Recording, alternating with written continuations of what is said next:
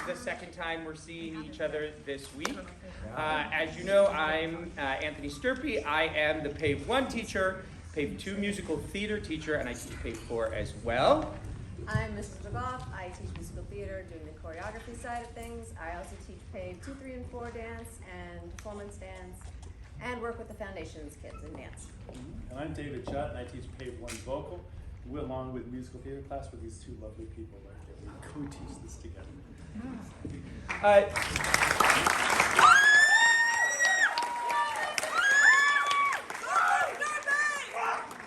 So, you are in for a very special night. We're going to start off with our musical theater show, 2 weeks and counting, and original music about COVID-19. I promise you it's going to surprise you. I'll talk about some of the big surprises in a second. But after that, we're going to go into our movies. There'll be a very quick transition because we don't want to keep you here all night. We want you to enjoy your children's art, and so we're going to go from the musical into our movies, and you are in for a fantastic, fantastic night of art. This musical is an absolute labor of love. We talked about it over the summer, and we knew that this is something that had to happen. New Rochelle is the place where COVID started and where the story for our country really started, and our kids were the first to be affected, and we wanted to create sort of a cathartic moment for them and really have them tell you their story and what their journey was like. Just so you know, before I pass it up to Ms. McGough, I reached out to parents and I said, your cherubs is probably the correct word, have inserted curse words into our musical. And my rule, normally I take them out unless I find that they're in there for a reason and they serve a purpose. And I heard from a number of parents saying, please leave them and let them tell their story. So, just want to warn you where they are. Now, some of you got lyrics coming in. During the first song, you will hear the F-bomb 3 times. And you'll probably be like, you'll get a little angry, and then you'll be like, wait a minute, I did say that multiple times over quarantine. So leave it in there, Sturby. And then you will also have one later on in the show when they get to what's called the history, we changed our name, Sick History Song. And if you peruse the lyrics, you'll see where it is. And it's really in reference to, we're going to go into past pandemics, and we talk about HIV and AIDS and how people were treated during that particular pandemic. So again, when you look at it in that context, it's like, we're going to keep them in there. But I wanted to give you a warning because I know some people brought children, brothers and sisters with them. Ms. McGough. One of the things I love so much about this class, and we've been doing it for a really long time, is that in a world where everything's such instant gratification, this, as Mr. Sturpey said, is a labor of love. There is such a delay of gratification and such a process that we go through. And to watch them grow from the first day till this moment is really an amazing thing. And with this group in particular, I've been really impressed by and moved by how much they genuinely care about each other and support each other. They really are there for each other, which has been a beautiful thing to be a part of. So I want to thank them, as it's been a pleasure to teach them, but also learn from them at the same time. I found that this musical is about agency. By agency, I mean that as adults, we can just get in our car or go drive off to Montauk or someplace and kind of chill out and, do what we need to do. Children don't have that opportunity. Children are placed, and the state told them to sit in front of that screen for 7 hours a day for how many years? I don't know how long. Felt like 40? It felt like 1,000 years. And it seems to me that and this class has always been about giving kids their own voice. And I think more than ever, when Mr. Sturpey approached Ms. McGough and I about this idea last year, I thought, yes, this is something that needs to be told from the children's perspective. And that's exactly what you guys are going to be seeing tonight. I hope you enjoy it. So, without further ado, we are going to give you the world premiere of 2 weeks in Counting, a musical about COVID-19, and you'll have to wait till I get to the booth because I'm your tech person. So, here we go. Break your legs.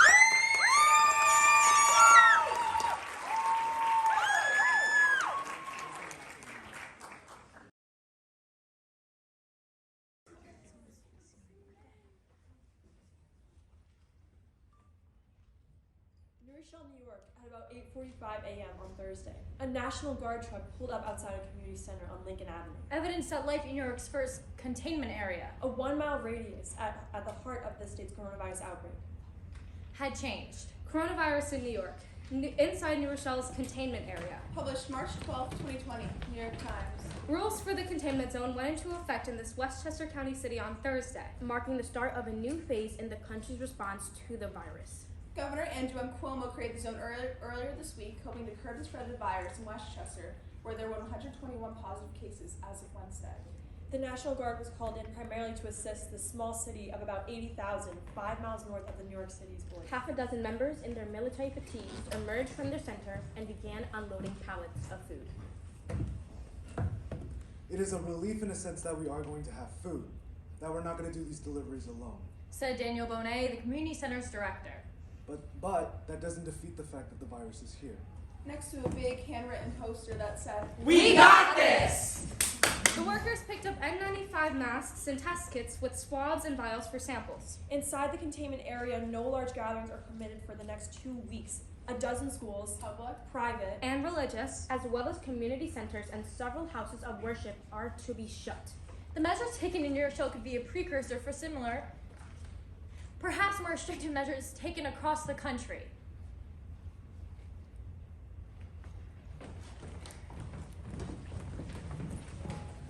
New Rochelle is the single most troubling city in this state. Governor Cuomo said at the news conference on Tuesday, adding that the containment area was created to Stop large gatherings where you can have large clusters of people. It's called common sense.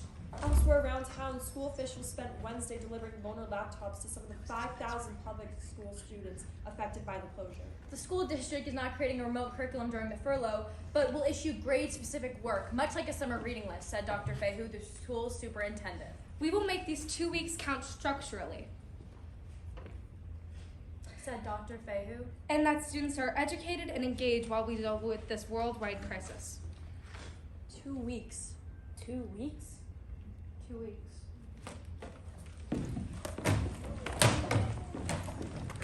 The New York National Guard rolled into New Rochelle, a small city just north of the Bronx, wrestling with the worst coronavirus outbreak in the state. They are there to help clean and sanitize public spaces and hand out food to those who need it. Officials say the soldiers are not responsible for enforcing quarantines or the 1-mile containment zone where large gatherings are banned. It's not police activity, and they are not in tanks. They're in regular vehicles. They're not armed. Schools are closed. Sporting events and worship services are not allowed in the containment zone. Some outside of the containment area are nervous about catching the virus. You sense a sense of panic from the consumer. You sense worry. They're purchasing more canned goods and more paper goods and not as much produce, for example, which is more common to be touched by everybody. Tonight, on the 5 o'clock news, all stores will be closed for 2 weeks. The CDC recommends staying at least 6 feet apart from each other at all times. Schools will be closed till April.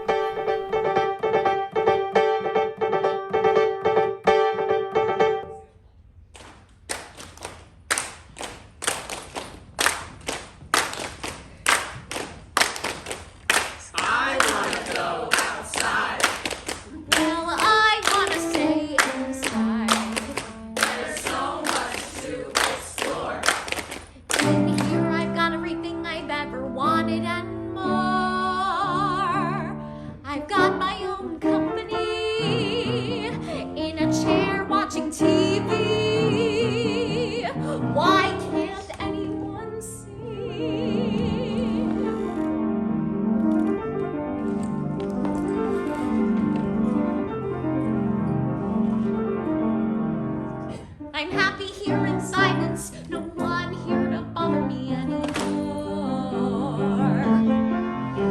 Everyone else complaining that it's a bore.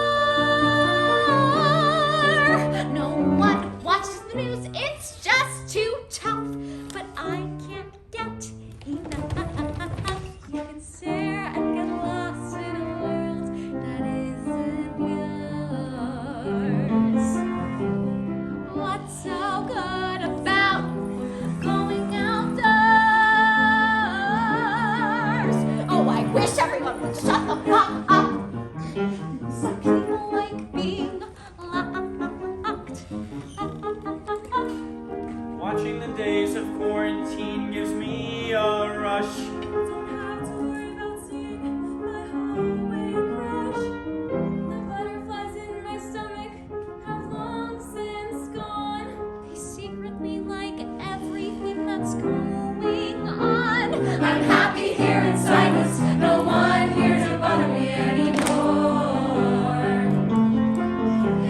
everyone else complaining that it's a bore. No one watches the news, it's just too tough, but I can't get enough. You can stare and get lost in a world that isn't yours.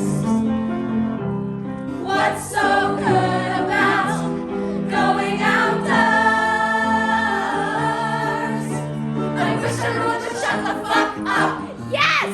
Some people like being lost. Maybe I'm insane.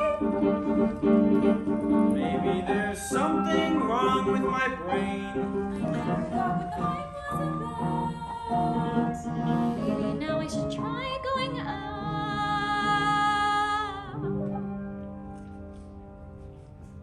Nah, I'm happy here in silence. No one here to bother me anymore.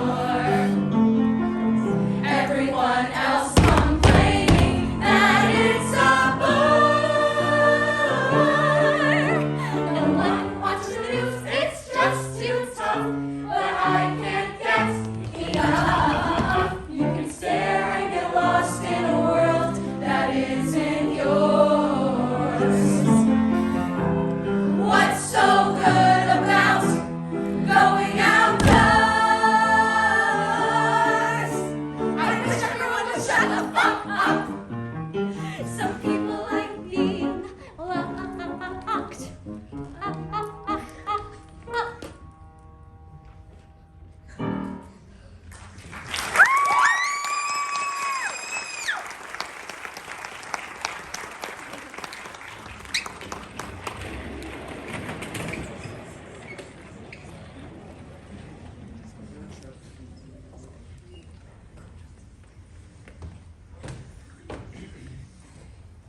Hey, Gabby!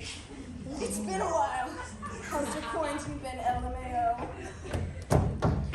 Hey, sorry for not responding. I'm pretty good. How are you? I'm going insane. Honestly, me too. I can't believe I missed school. Honestly, I can't even. I was supposed to be my high school musical. So was my sister. That's tough. Ooh, what show? Head over heels.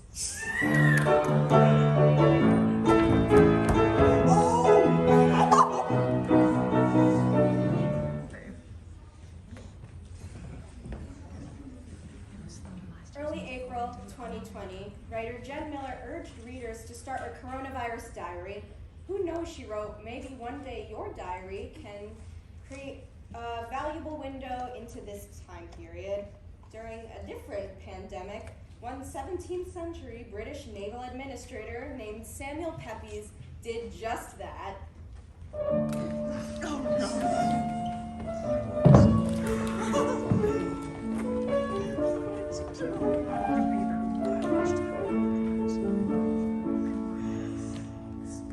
Great fears of the sickness is here. It being said that 2 or 3 houses are already shut up. God, preserve us all. Oh, great heavens!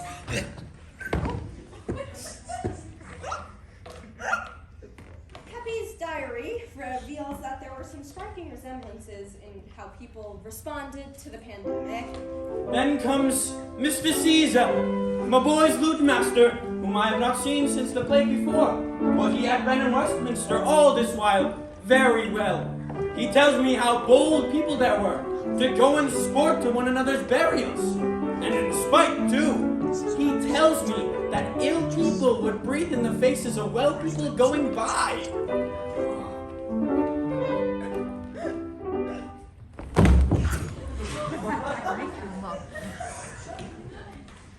By mid-September, all attempts to control the plague were failed. Treatments from teas and colloidal silver to cognac to cow urine have been floated. I see the plague. Pepys continued to live normally. normally until the beginning of June, when Houses. for the first time he saw houses shut up. Houses. Turned for quarantine. Houses marked with the red cross upon the doors. And Lord have mercy upon us. How empty the streets are. How melancholy. So many poor, sick people in the streets. And so many sad stories overheard as I walk. Talking of this man dead and that man sick. Oh, but there are great hopes of a decrease. God, send it.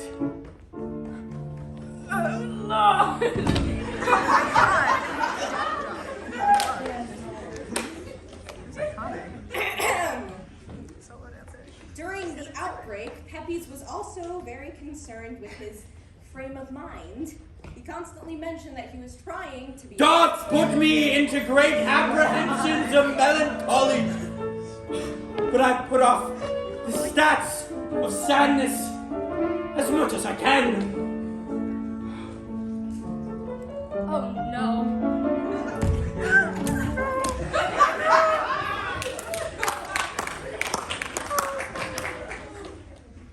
Just as people around the world eagerly wait for a falling death toll as a sign of the pandemic letting up, so did Pepys derive hope from the first decline in deaths in mid-September. A week later, he noticed a substantial decline. Oh, thank you. Clap, clap. Thank you.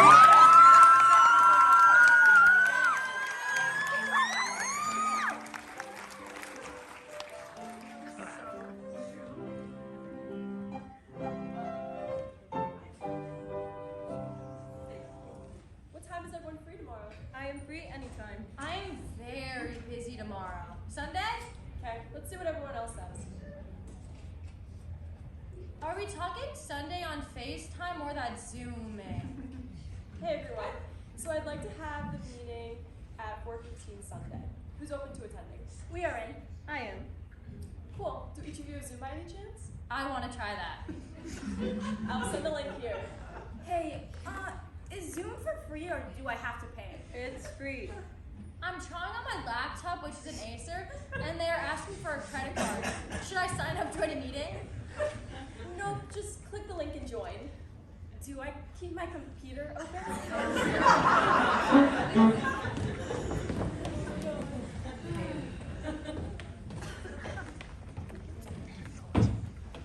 Hello. I'm sorry to hear that you're feeling unwell. Are you suffering from any symptoms of COVID? No. Oh, good. I hope you feel better soon. Literally same thing she said to me. I'm like, COVID isn't the only illness that exists. There are literally thousands.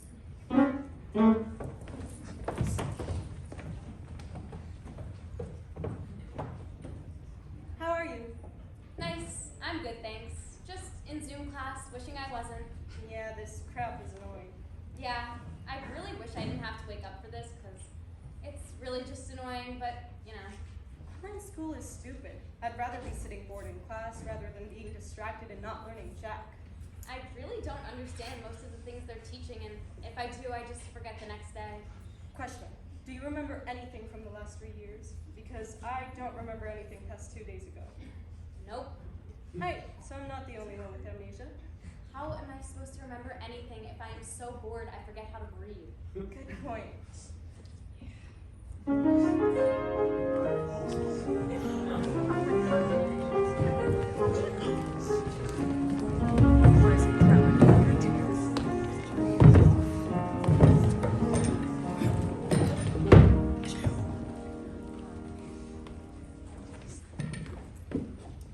It's always cameras on and cameras off. Getting scared when someone coughs. Kanye ran for president, anonymous returns. Bezos went to space, the Capitol burns. Massive mess on our face. Parents and teachers on our case. Days at a time, not leaving our homes, sleeping through class, feeling Losing focus, always on focus. did my teacher just say? Forget it and go on with your day, staring at the blank wall. Come on, focus, you might get called. I'm so sick of my dull screen. This is all just so insane.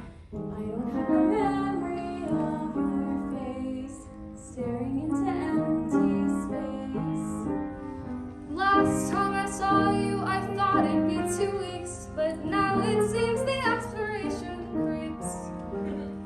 For all I know, you could be dead, buried in an alley. But even so, I can't just forget everything I knew, I bet. Losing focus, always. Come on, focus, look straight.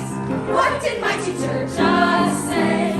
Forget it and go on with your day, staring at a blank wall. Come on, focus, you might get called. I'm so sick of my dull screen. This is all just so insane. It would be just 2 weeks, they had said. Now I'm on a Zoom in bed. I want this nightmare to end. I wish I could go and see my friends. I wonder how we got here. Am I too young to drink beer? Maybe I'm a little queer. The future seems so unclear. Losing focus, always. Come on, focus, look straight. What did my teacher just say? Forget it and go on with your day, staring at a blank wall. Come on, focus, you might get called. I'm so sick of my dull screen. This is all just so insane, so insane. Losing focus, always. Come on, focus, look straight. What did my teacher just say? Forget it and go on with your day, with your day. Mr. Judd, your mic's muted! Unmute your mic, Mr. Judd. You gotta go!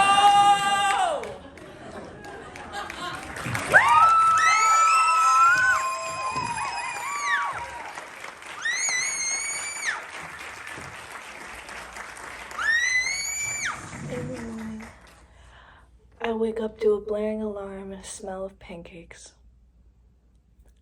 I go downstairs and there they are, a plate of pancakes right in front of me. My dad always makes me pancakes in the morning. His pancakes are the best in the world.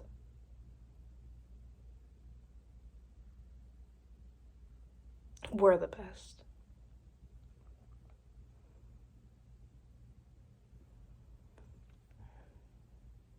Do I seriously have to keep talking? Shouldn't you be able to use what you learned in school to do some weird reverse psychology on me or something?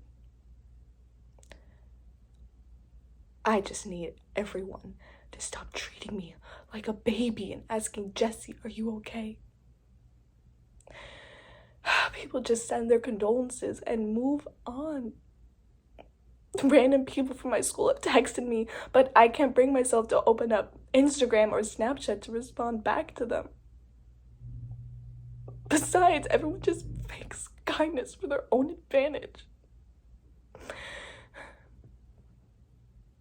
People say time heals all wounds, but time hasn't done anything for me. I can't even leave this damn house in fear of getting sick like my father. My teachers have let me take a break from doing work, but it just keeps piling up. I don't have the energy to even get out of bed and join a class. My mom doesn't even try to come out of her room anymore.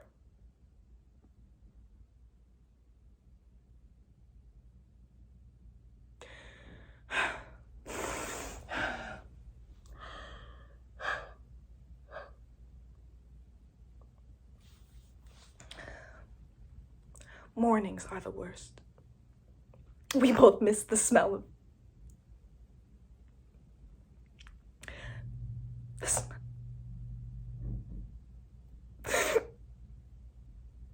Dad.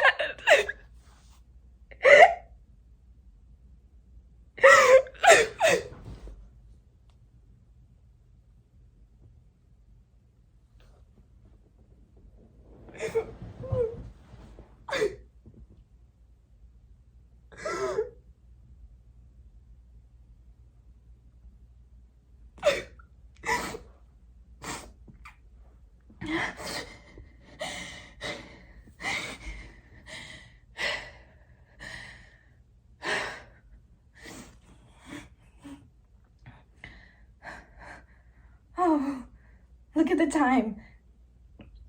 I guess that means our session is over now. See you next week, Dr. Goldberg.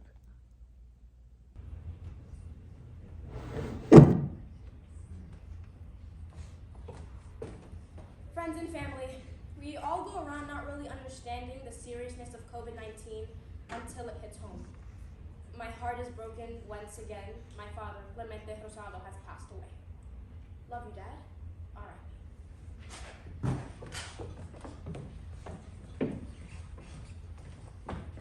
Oh no, Ivan, I'm so sorry for your family's loss. My prayers go out to you.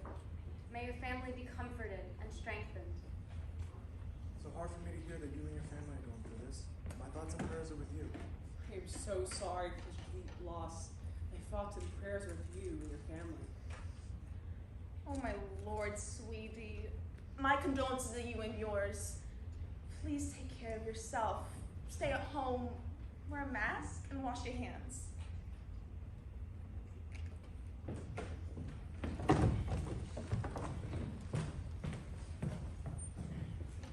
Okay, so out of our friend group, we probably hang out the most.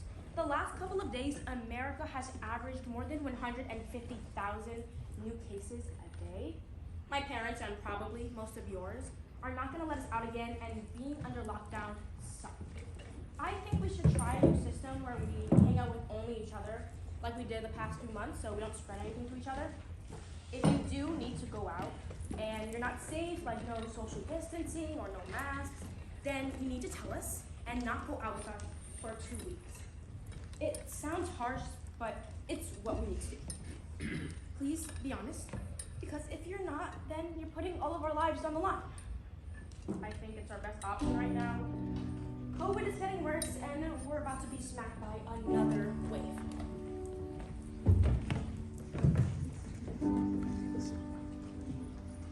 Masks remain a symbol of a divided society, between those who feel we have restricted too much and those who feel we have not intervened enough. Simon Williams, a senior lecturer on COVID-19. The CDC's mask decrees are perversely permissive as long as needlessly strict. Many of the face cloth coverings that people wear aren't even helpful in reducing the movement of the virus in or out. Michael Osterholm, Biden's Transition COVID Task Force. Mandating behavior sends out a message that it's important. So sitting where masks are no longer mandated, this might influence others to not wear theirs. Ivo Blake, a professor of behavioral science. The most reasonable conclusion based on the available scientific evidence is that community mask mandates have at most a small effect on the course of the pandemic at large. Dr. Joseph A. Latipo, associate professor at UCLA. I wish you would understand. Maybe you will by the end. I wish I could understand. Will the sun There's nothing to do but wait. I'm not wrong.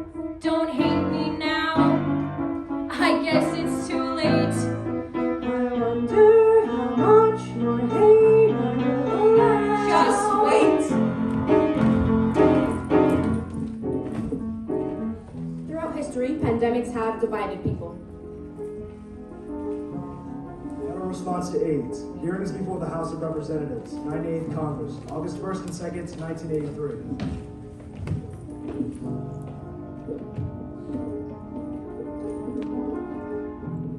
There is no reason this disease cannot be conquered. This is not a political issue. This is a health issue. This is not a gay issue. This is a human issue. I came here today in the hopes that my epitaph would not read that I died of red tape. Beyond research, I think if more funds could be made available, a place where we could do a lot of good is in screening programs. Try and find out just how many people out there have this disease, and in that way, halt the spread of this disease. As a person with AIDS, I suffer in two basic ways. I suffer from the disease itself, and I suffer from the stigma with being diagnosed with this disease. The end to both aspects of the suffering will come only if the vast resources of the federal government are turned on this problem. Michael Callan, victim of AIDS. Roger Lyon, victim of AIDS. Anthony Ferrero, victim of AIDS. Just a few months I'll face you every day.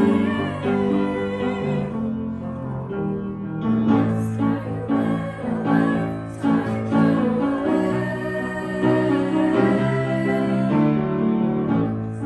Needs to punish your evil ways.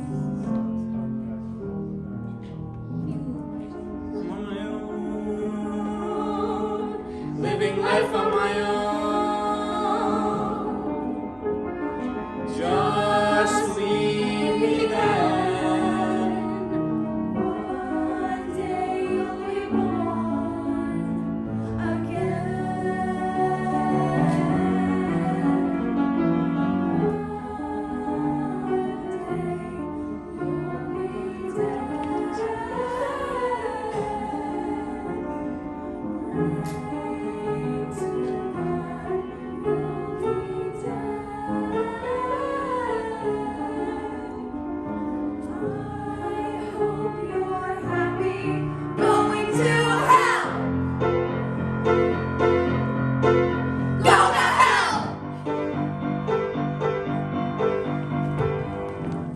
LA Times, April 22nd, 2009. Swine flu debacle of 1976 is recalled.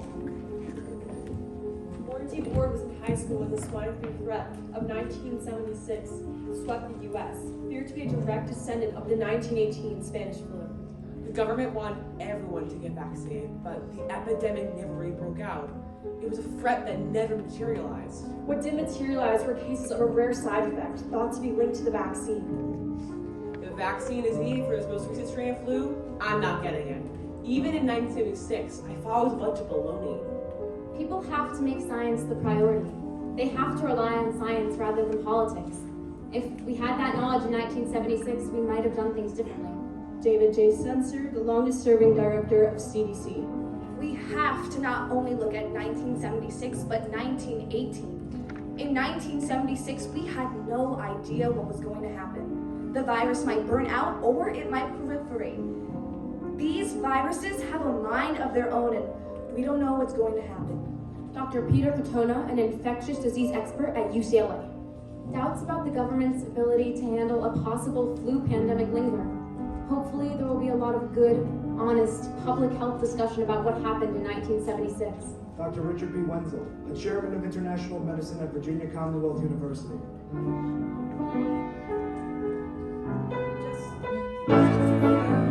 I'll face you every day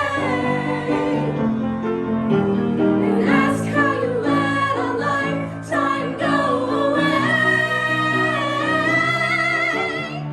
God sent AIDS to punish your evil ways. You just can't believe that I'm fucking gay. I'm on my own, living life on my own. See me as I am. One day this could happen again.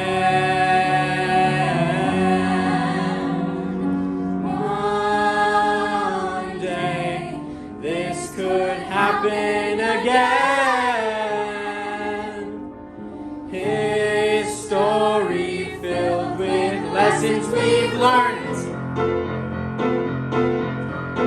Lessons learned. Why does it have to be a stupid choice? Because of that, is this a life you're free to destroy? Why did you have to take yourself away? Maybe you should think about what you do today.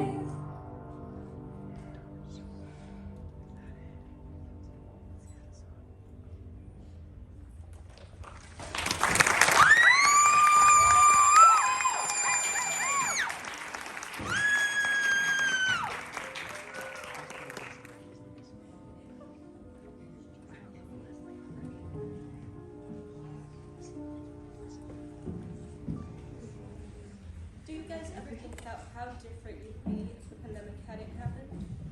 No, but I am now. I think I'm cooler and hotter than I was before the pandemic. But I also hate myself more. It's such a sexy mix. LMFAO. I feel like I would hate myself more if the pandemic never happened, I guess. Same. I am so much more self-aware now. I thought I was a way better person than I was back then. Because I had nothing to do but reflect on myself and read and watch stuff. I was really embarrassing before the pandemic because I would always do Fortnite dances in the halls and stuff. That was a dark time. I feel a lot tougher now, too.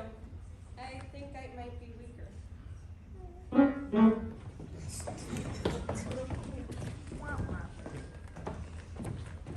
You wanna know what was sad as hell? I realized that with online school and not seeing you guys, I haven't genuinely laughed in a while. No, literally. You guys are vital for my happiness.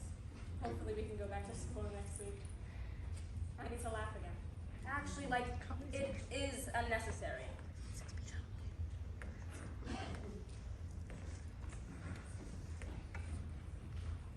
Everyone is saying it is gonna happen. Let's hope that doesn't change, because I will cry. I know teachers are if we go back next week, and hopefully we go back next week. If we don't go back next week, I'll start dropping grade point average. Sorry, grade.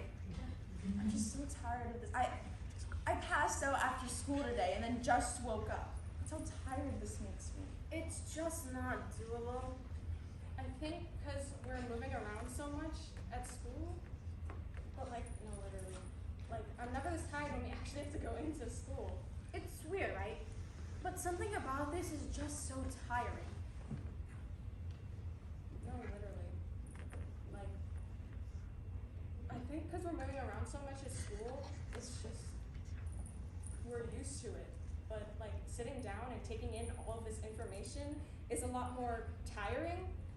I don't even know if that makes any sense. It's just I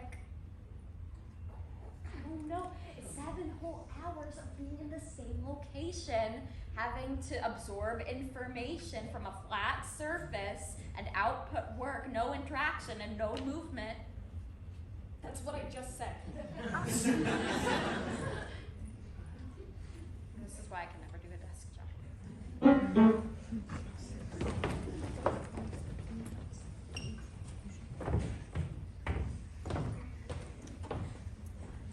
I love how they said I'm not going to use Google for this assignment. And with the help of Google, I'm done. LMFAO! Oh!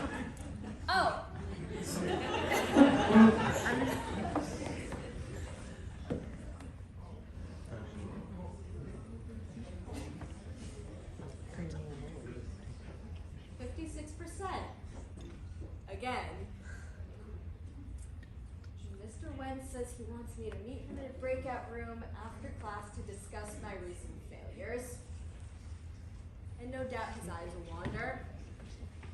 Well, since my grades are down. Ew. Ew. Oh my god, get a grip. No, maybe if COVID wasn't around, I'd actually understand the difference between continental polar and maritime polar. maybe I could answer a question without having to Google it. God, I have to pass my classes, or else I'm not going to get into some Ivy League school and specialize in getting drunk every Friday night. Dad would be so proud. Maybe I can pay Mr. Wentz to tutor me? You know what they say, money grows on trees. Or is it, money can't buy me happiness? Can buy? Wow, I'm even slipping on my own jokes now. When did it become just temporary laughs instead of standing my ground and taking things as they are?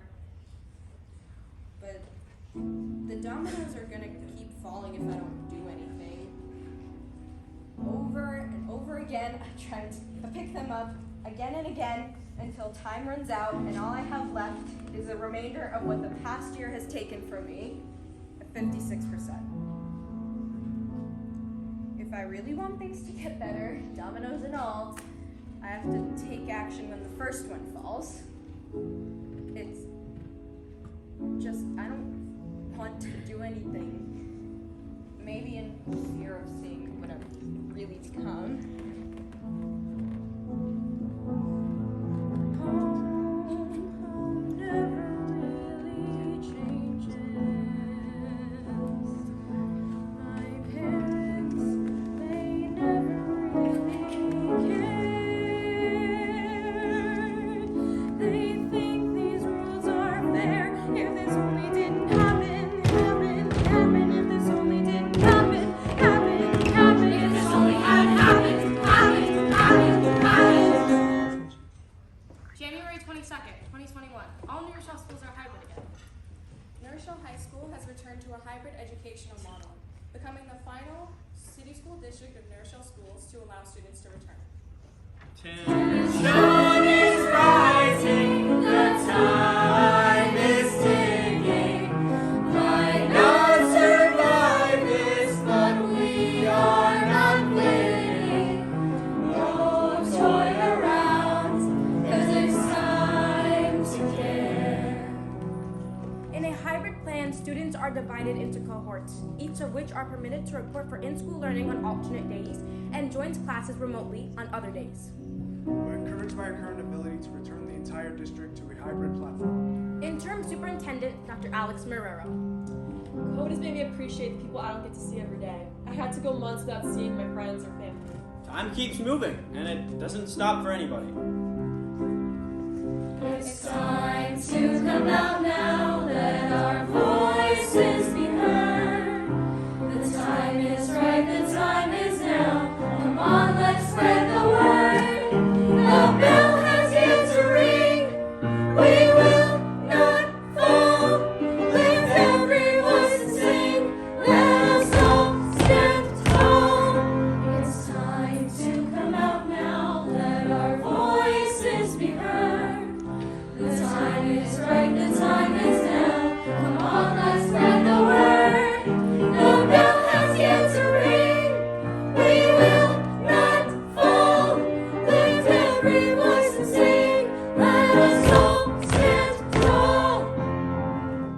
I think that while COVID did reveal issues within society, it inspired hope and change.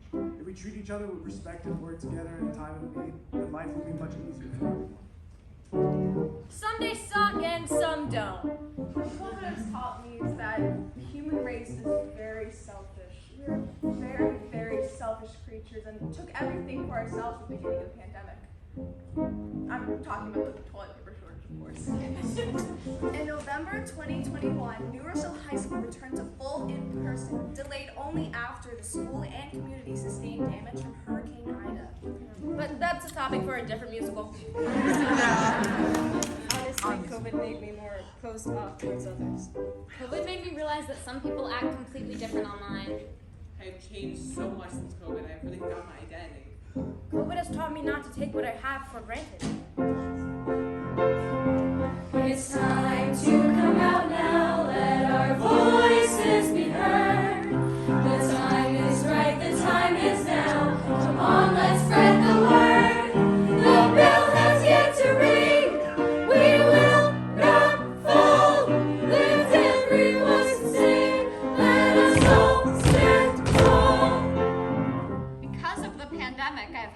nothing to do but reflect on myself and learn. I should not be afraid to speak. Honestly, I've had time to reflect and I understand myself better now. I'm doing what I can do to be a voice for change. Every part of life can change. Nothing's really permanent. I've learned about the relationships I have with people and how they can change when you don't see people for a while. Welcome home, everyone. Welcome home. I live in New Rochelle. I'm doing very well. Though we've been stuck in cells, we're coming out our shells. I live in New Rochelle. I'd say it's pretty swell. When times get tough, I know you're enough. I live in New Rochelle. I'm doing very well. Though we've been stuck in cells, we're coming out our shells. I live in New Rochelle. I'd say it's pretty swell. Hold my hand and we'll start new again. I live in New Rochelle. I'm doing very well. Though we've been stuck in cells, we're coming out of shells. I live in New Rochelle. I'd say it's pretty swell. Though we've been broken down, we're gonna rock this town. I live in New Rochelle. I'm doing very well. Though we've been stuck in cells, we're coming out of shells. I live in New Rochelle. I'd say it's pretty swell. I'm holding out for you. That's how we make it through. I live in New Rochelle.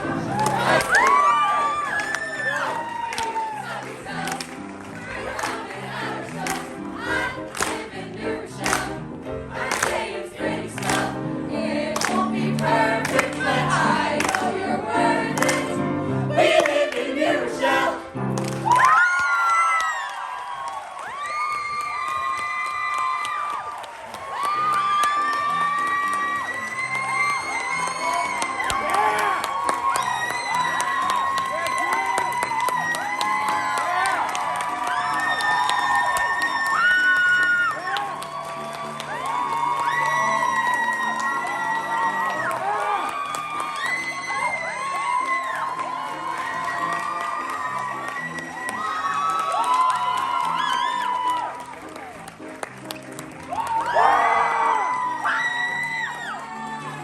Great job, guys!